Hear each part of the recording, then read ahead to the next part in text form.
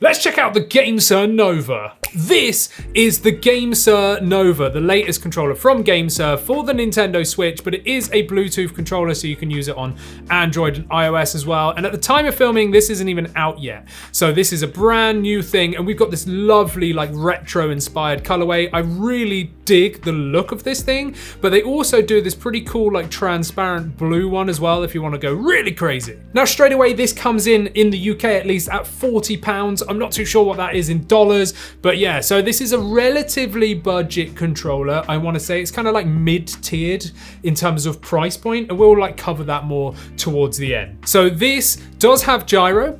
It's got turbo as well. It's got macro programmable back paddles. So we've got two in this weird like cyclops bar thing that goes across the back just there. We've got a reset button. Who's seen it? Like, I haven't seen a reset button on a controller in ages. Weird. We've got USB-C charging on the top there. Yes, of course it is wireless, but you can use this wired as well. And if you buy their little dongle thing, you can like use that as well. So you'll be able to connect to the dongle instead of over Bluetooth, but it's sold separately, which is weird because the Nova Lite comes with that, and that's the cheaper version of this. We'll be covering that in another video soon. Of course, it's got Hall effect sensing joysticks, and yes, we do have wake from sleep. So if I just turn on the Nova just here and wait for my Switch to turn on, oh, there it is. So let's go into the game just here, and you can see now we've got these really nice RGB LED anti-friction rings, which I'm a massive fan of. This is some of the nicest RGB rings I've seen in a long while. It really is. And they are super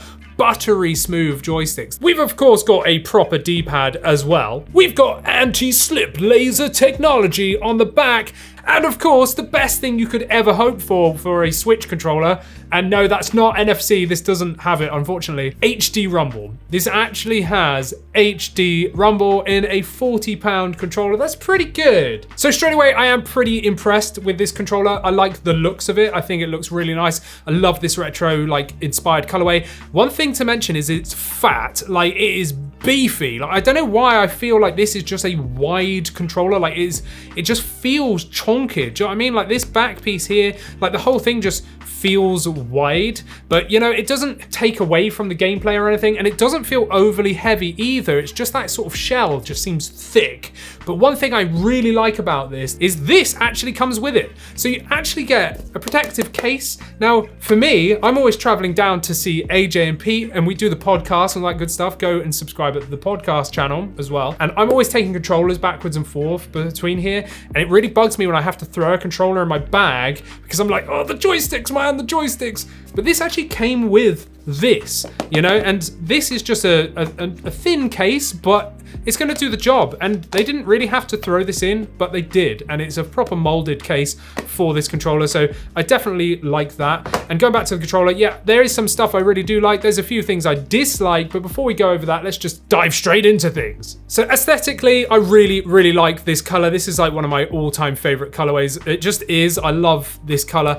I love what they've done here. I even like the Gamesir font and how kind of like minimal this whole front piece is. And I love the RGB LED effects that just come default out of the box. You can change all of this as well. It's taking on a Nintendo Switch Pro controller in shape. So it's not an Xbox layout or anything like that. You know, we've got asymmetrical joysticks. It is all the same layout of buttons, right? So we've got a minus button at the top, we've got a plus button just there, we've got our screenshot button and our home button, and then the only extra button really is the macro button on the face.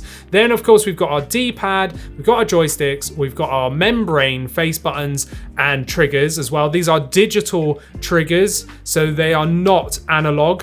But the Gamesir Nova Lite, which we'll check out soon, is actually a multi-plat controller, and that does have analog triggers and is like a cheaper version of this. So we've got our USB-C port on the top. On the bottom, we don't really have anything other than this wide boy stuff that I was telling you about before. We've got the reset button, then we've got the weird cyclops like back paddles as well, which I'm quite a fan of. I kind of dig it. Like, I just kind of dig it. It works well. So the grip and the feel of this is great. You know, like this is not rubbery or anything. This laser textured stuff is just into the plastic. So it could get a bit slippery over time. But to be honest, I've not had a problem using this, and I've been using this for about a week now, like pretty much solid, as well as their light version. And yeah, I actually am impressed by this controller for £40. The build quality straight up is really nice. It doesn't feel like overly plasticky, even though it is just solid plastic. Like it's quite a nice feeling plastic. It's mattified everywhere, even the face buttons and everything. Fits in your hands nice. You can get to these back paddles nice and easy. It's just easy to use, you know, like it works. So we've got our membrane face buttons. They are fine. Probably better than fine, to be perfectly honest. I'm probably doing them a disservice here. They're actually really nice for membrane buttons. I always just go, yeah, they're fine, because I'm a massive mechanical switch person. And this is what mechanical sounds like. It's like a mouse switch, right? Whereas this one, which is membrane, it's more like muted, dampened. It's just the classic like controller sound, like the button sound for a controller, and they're fine. Again, probably better than fine. There's no travel, there's no post travel, so no pre or post travel. They're really nice, and they are all consistent. They all stick up really like nicely, you know, like there's a good distance. You can feel them there. They're not like weird shapes or anything. They've got a nice sort of dome on the top of them. The text is like cut in, but only just slightly. I like the face buttons. For membrane buttons, I actually rate these. These are probably one of the betters that I've tested. Same goes for all the other buttons as well. They're really nice and clicky, you know, like you definitely feel that you've pressed them and they just work. They're not like overly spongy and horrible. They're not as nice as the face buttons, but there you go. So D-pad then, let's go straight onto the D-pad with Mario Wonder here. And it's fine, you know, like it's not the best I've felt. And it's definitely not the worst I've felt. And to be fair, for a more like slightly budget orientated like controller, this D-pad is acceptable, and I'd be happy with this D-pad if I paid for it. So we've got a nice little concave on there. It rolls nicely, like it's not like clicky or anything. It's still like got that sort of classic D-pad mush to it. But again, it's not horrible. Let's just do a quick test with Mario just here. So I'm gonna press down and then rocket left. Yeah, he's moving, rocket right, and he's moving. And that's because it's like an 8-way D-pad and you can't switch that to a 4-way. So it is gonna register those inputs if you're rocking on it hard. But there we go. It's an okay D-pad. Triggers and bumpers, I'm impressed. You know, again, for just classic membrane style ones, they actually feel nice. They're nice and springy. They feel responsive, and they're consistent within one another. So each one feels exactly the same, and that's what I always like to see. I hate it when there's like the same button, but it's not the same, you know, in feel. It's horrible when you've got like a mushy one and then a nice tight one. It's just like, just make it the same, man. Moving on to the triggers. Again, really like these actually. These feel really nice. There's a tiny bit of pre-travel before it clicks. So we've got a bit of pre and then click. So I'm being really finicky here. There's just a tiny bit of pre-travel. But again, in use, when you're actually like playing and you're pushing with intention, then you're not gonna like have a problem with these triggers. I actually like them. So far, this is a good controller. Now let's go to the Cyclops back paddles just here. I'm not too sure what's going on with this whole like piece, but okay, like fine. You know, there's nothing wrong with this. Again, feels nice. You know, they feel nice. They're actually clicky. I find a lot of back paddles like really mushy in comparison to everything else. But this is actually pretty good. Like, have a listen to this. Yeah, it's clicky. You know you've clicked it. It comes back nicely. It's all good. So now let's go over the features, and since we were just looking at the back paddles, let's look at those first. So what we have here is a 12 input macro, so that you can do 12 different inputs and assign it to one of these back paddles, and it will do 12 inputs for you essentially. Or you can do button swap, which is just one singular input, but it actually truly maps the button to the back. Really like how easy this controller is to use, and I don't like it when controllers have buttons everywhere for like every different thing. Oh, there's a button for turbo, there's a button for rumble, there's a button for macro, there's a button for this, it's just like, oh, just do one button and do different like input presses, because it just makes it look cleaner. And that's what Gamesir have done here. Like, I genuinely like it. So all we've got to do is press that M button and the back paddle, right? So I'm gonna press the M button and hold it, and then the back paddle, and now this is flashing, and I'm gonna just choose B, right? And then I'm gonna press that back paddle again, and now I've assigned B. So now Mario, I'm just gonna get him up to like here. Now, if I press that back paddle, see he does a short jump. And if I hold it, he does a long jump. So let's do this again from the floor. Short jump, long jump. And that's because this has truly assigned the button to this. It's not a 1 second record like a macro input. This is an actual button swap. I love that. Now to clear that, all you're gonna do is press and hold macro, tap that button once, tap it again, and now that's cleared it. So now that button does nothing. Perfect, right? But if we wanna do a macro record, it's the same thing. So we're gonna press M, gonna press the button that you wanna assign to, it's gonna flash, and then I'm gonna go jump, I'm gonna go left and jump, because it actually records your joystick input as well, and then I'm gonna press that, and now, there we go. Now I think I did over 12 inputs, so it's just gonna stop when I got to wherever it was. There we go. So now I'm gonna do that again, and he's doing it again. So there we go, that's your 12 button input. Now, there's one thing I didn't like, and that's the fact that you can't assign turbo to the back paddle. So you can't record a 12 input macro and then have that repeating indefinitely. That will not happen. So you can just do your 12 inputs and that's it, and you're gonna have to press that again for it to happen. Whereas with turbo, if you know what turbo is already, great. If you don't, it's just gonna like play that series of actions for you. And to show you that, turbo is like M, hold, and then a button of your choice. Did you see those just flashed? So now, you can see these are flashing to say, hey, like these are, the turbo's happening, and I think it's a 20 hertz like input rate, and it is not adjustable. It just is what it is, right? And that's flashing to say you've assigned turbo, but you can assign turbo to multiple buttons, whereas some controllers don't let you do that. They'll only let you turbo one. So you can see here, look, Mario's going nuts just there, and this is flashing saying, yeah, you've turboed B, but I also just turboed Y. And that's also working. So you can do multiple turbos, but not with the back paddles. Because if I do that now, look, hold M, press the back paddle.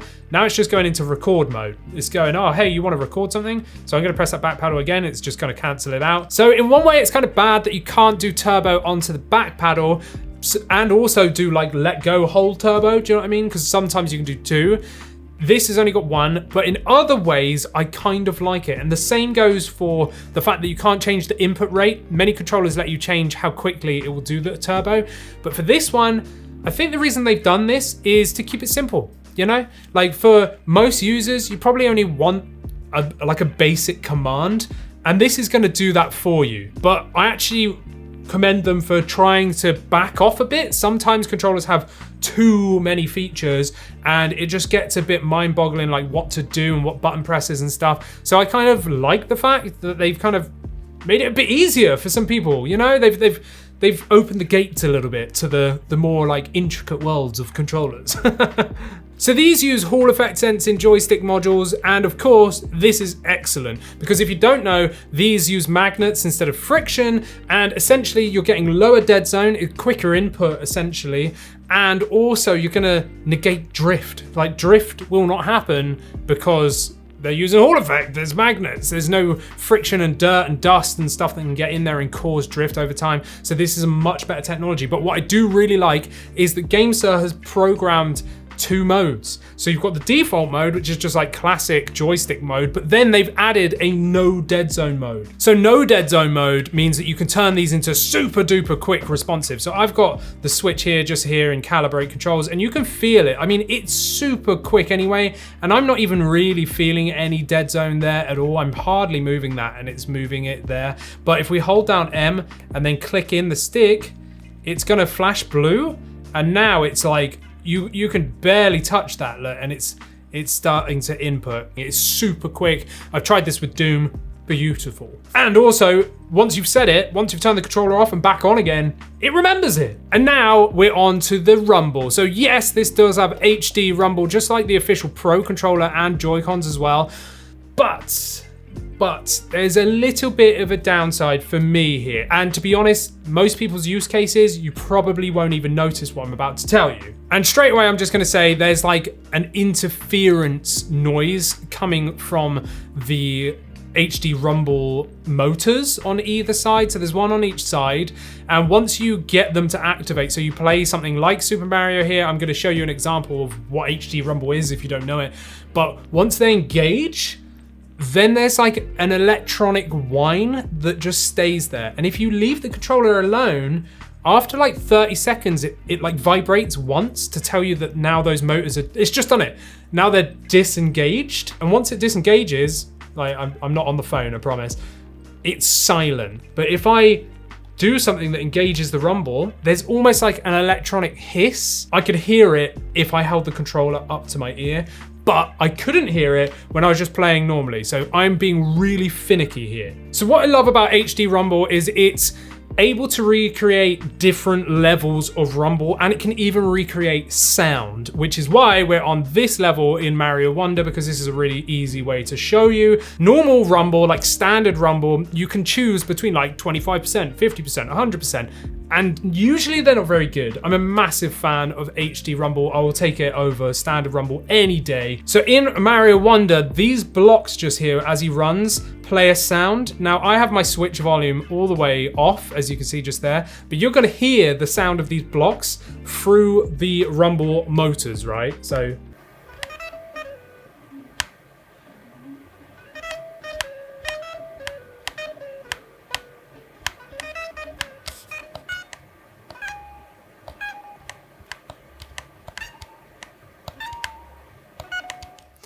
it's pretty intense. It's possibly the loudest HD rumble that I've heard from a controller. It's much louder than the official one. It's louder than the Mobipad Chitu HD. It's quite intense, but I mean, is that a bad thing? That's subjective. It's down to you. I don't dislike it. The feel of the rumble is really nice. I like it, but yeah, it's pretty loud. Now, if you're playing this in a normal environment with the TV on and the volume up and stuff like that, this is probably a good thing because you're gonna be able to hear it. I've been testing this a lot in the quiet so that I can hear the HD rumble, like specifically, but in a normal use case environment, I think this is a good thing. It's nice HD rumble, it works well, but yeah, there's just that little bit of interference noise that kind of like stops once the motors disengage.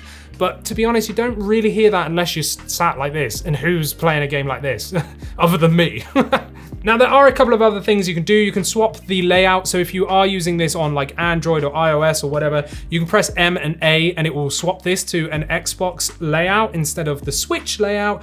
And of course, you do also have all the RGB LED stuff. So if we press M and then left just here, it's gonna change through to like breathing mode. There's basically just a bunch of different effects and off that you can do. Like this one's pretty cool because it reacts to, you know, your inputs, but there's just different lighting effects and stuff that go around, and you can change the speed of these and all this good stuff, and even the brightness as well. So brightness comes out of the box at 75%, but if we hold M and press up, then it chooses the brightness higher. If we go down, it goes all the way to off. And finally, I do want to just say about the joystick caps. So the joystick caps that actually come on this controller, I massively rate. These are really nice joystick caps, really grippy, really nice. But Gamesir do sell an add-on that changes the, you know, your joystick cap essentially. So there's all these different ones that you can use, and these come out in at £14. So it's like £3.50 a pair. Yeah, it's reasonable, I suppose. I mean, it's kind of expensive, and the ones that come on it are like absolutely really good, but these will work on any sort of controller. You've got the double stack, so this is going to be good for FPS games because you're increasing the height of the joystick just there for greater range of motion. Kind of classic looking one just here. So I like the nub where it's just this little piece there. Some could, like, controller companies do that, but this is, I don't know what you'd call that. I'll let your imaginations run wild there. And then you got this one, the mushroom tub. I'm just giving these names myself here. This one surprised me, and I actually kind of liked it. And yeah, that's just something extra they offer, and I've enjoyed playing around with that. So I think I've covered everything here, and overall, I actually really like this controller. Yes, it's £40. Yes, the official Pro controller comes in now here in the UK at £50 in most retailers. This has extra stuff, you know, you're still getting HD rumble, which is fantastic. I can't live without HD rumble nowadays, so I really commend Gamesir for actually doing it and giving, you know, HD rumble here. It's a solid, well-built controller, really nice colorway, really like that. And of course, you've got the back paddles, so that's the biggest thing. You've got button swap, you've got macro, and you've got turbo, along with no Deadzone mode with Hall effect sensing joystick modules that are not going to drift. It's £10 more for a Pro controller, but this is probably gonna last longer, and it has more features. there's not much I can fault with this. Like, I'm being fussy by saying there's a little bit of a whine from the motors. Like, if you hold it up like this, again, in a normal use case scenario, you're probably not gonna hear it, right? Turbo, there's only one type of turbo that you cannot adjust. You cannot put turbo to the back pedal. But do we really care? Like, for me, when I've just been chilling and playing this and not like actively testing it, I've not cared. I've just enjoyed this controller and I actually really like it. So there we go. That is the Gamesir Nova. Let me know what you think of this controller. This actually surprised me. I'm really happy with this. I think it's really cool. If you want to see the Gamesir Nova Lite video, well then stick around, go down there, like this video and subscribe. And of course, we've got membership open now. Memberships are open now and you can get invitation to our membership only Discord, as well as seeing these videos early. And of course, we've got a podcast channel, 128KB Podcast. Go and check out me and AJ over on the podcast just here, and check out another video from me down here, and check out our merch or whatever, you know, spread the love. Thank you, bye.